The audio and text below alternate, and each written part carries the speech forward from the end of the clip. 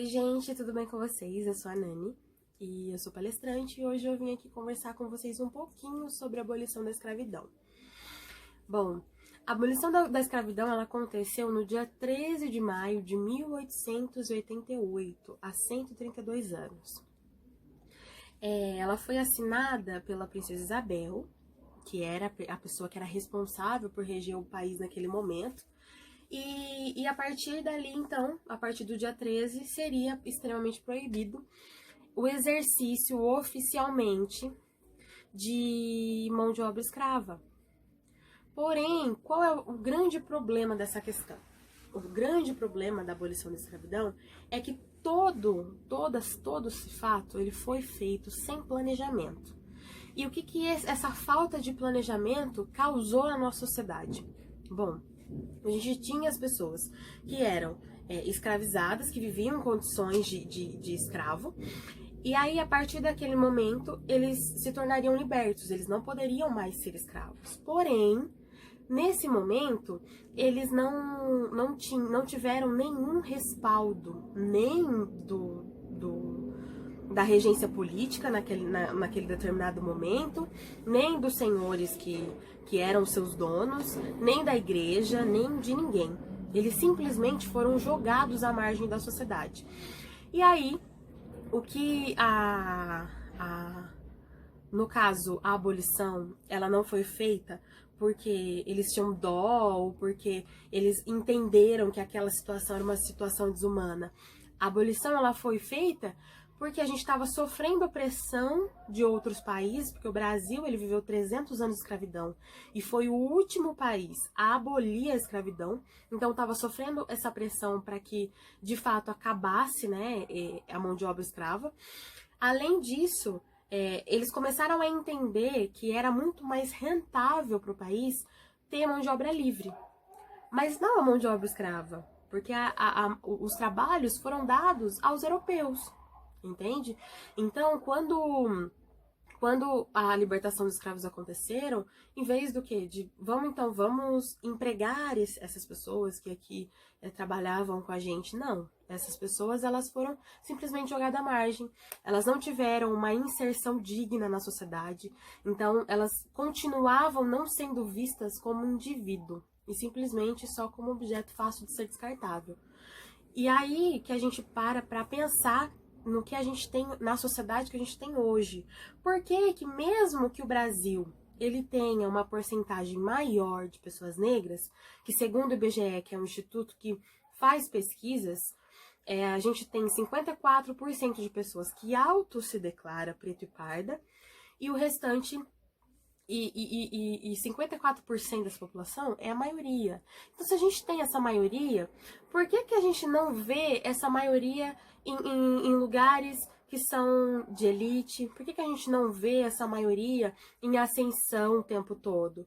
Por que a gente não vê essa maioria na representatividade? Justamente porque o negro ele foi jogado à margem da sociedade há 132 anos atrás, né, depois da abolição, porque não teve nenhum respaldo social, nenhuma reparação econômica, nenhuma reparação histórica, e então ele simplesmente foi jogado à margem, e aí isso reflete pra gente até hoje, porque há 132 anos a gente está tentando sair dessa margem. Há 132 anos a gente está tentando se colocar perante a sociedade e se inserir perante a sociedade, mostrando que a gente precisa dar dignidade.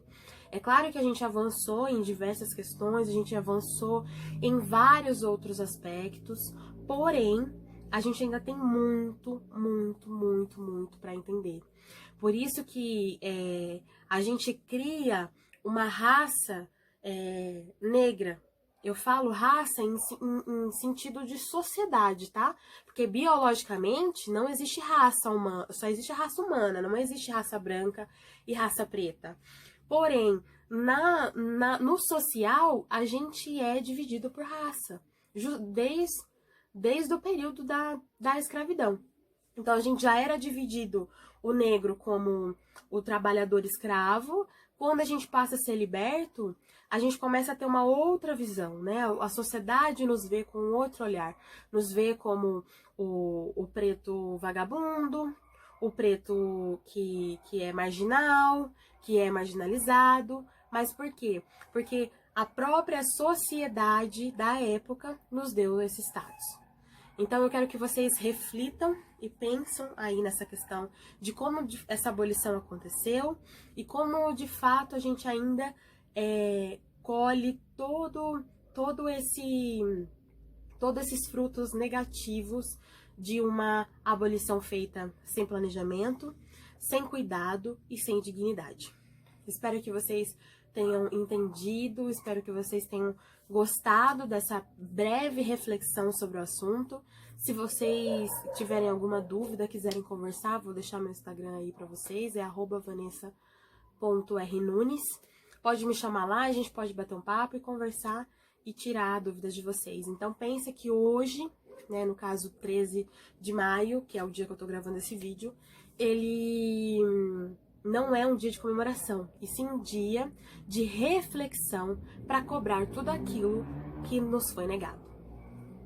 Um beijo.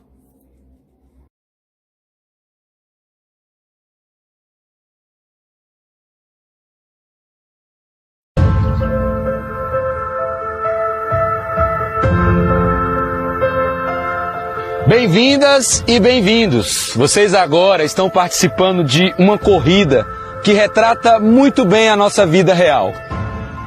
Funciona assim: eu vou pedir para vocês darem 2 passos à frente à medida que eu for falando, perguntando algumas situações da vida cotidiana de vocês. Tudo bem? Beleza? Podemos começar? Então vamos lá.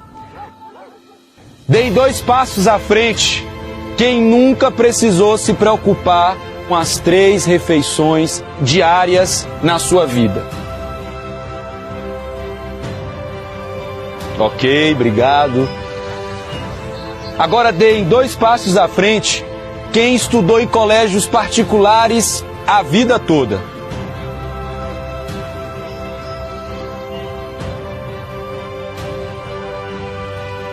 Agora deem 2 passos à frente quem nunca precisou ajudar os pais com as contas de casa.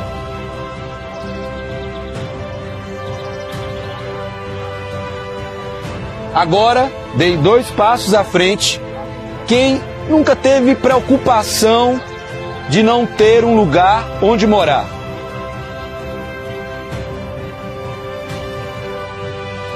E finalmente, dei 2 passos à frente quem nunca precisou de nenhuma ajuda, auxílio ou qualquer tipo de benefício do governo.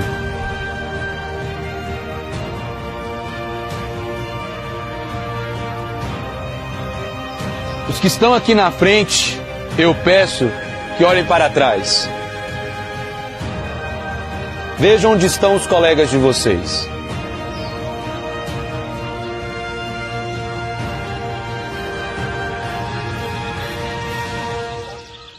Perceberam? Nenhuma das afirmações que eu fiz aqui, que levaram vocês a darem esses passos à frente, tem ligação direta com a competência de vocês ou merecimento, ou as escolhas que vocês fizeram durante a vida de vocês. Na verdade, a posição e o lugar onde vocês nasceram os colocaram e as colocaram bem mais próximo da linha de chegada do que os colegas de vocês que estão lá atrás. Agora, olha só como um bom governo pode diminuir as desigualdades, reparar as arestas e tornar essa corrida mais justa para todo mundo. Vamos lá. Dei 2 passos à frente quem recebeu ajuda do ProUni, do FIES ou das cotas raciais e sociais para entrar numa faculdade.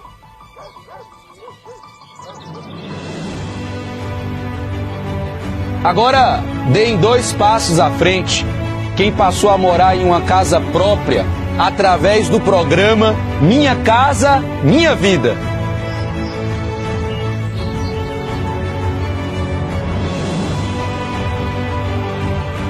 Agora deem 2 passos à frente quem recebeu ajuda para matar a sua fome através dos programas Fome Zero e Bolsa Família.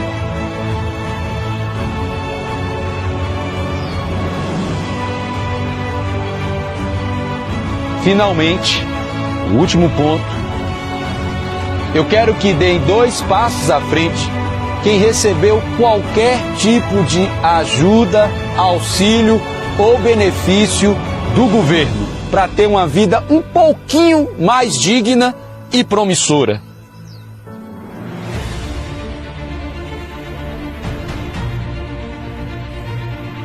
Eu quero que olhem em volta.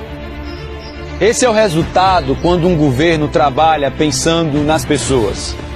Vocês podem nunca ter reparado, mas mesmo se começassem lá atrás, algumas pessoas que agora estão lado a lado com vocês poderiam muito bem vencer quem já estava na frente desde o começo. Por isso, pensem um pouco. É óbvio que todos nós temos que correr, mas não é justo que alguns comecem tão atrás de outros pelo simples fato de não poder escolher onde começa. Eu espero que todas e todos vocês que estão aqui hoje tenham aprendido que programas como esses que eu citei não se tratam de mero assistencialismo. Eles tratam sobre redução de desigualdades e diferenças. Ainda falta muita coisa. É por isso que o Brasil vai voltar a ser governado para quem mais precisa. E aí, todo mundo preparado para correr? Ao meu sinal. 1, 2, 3, vai!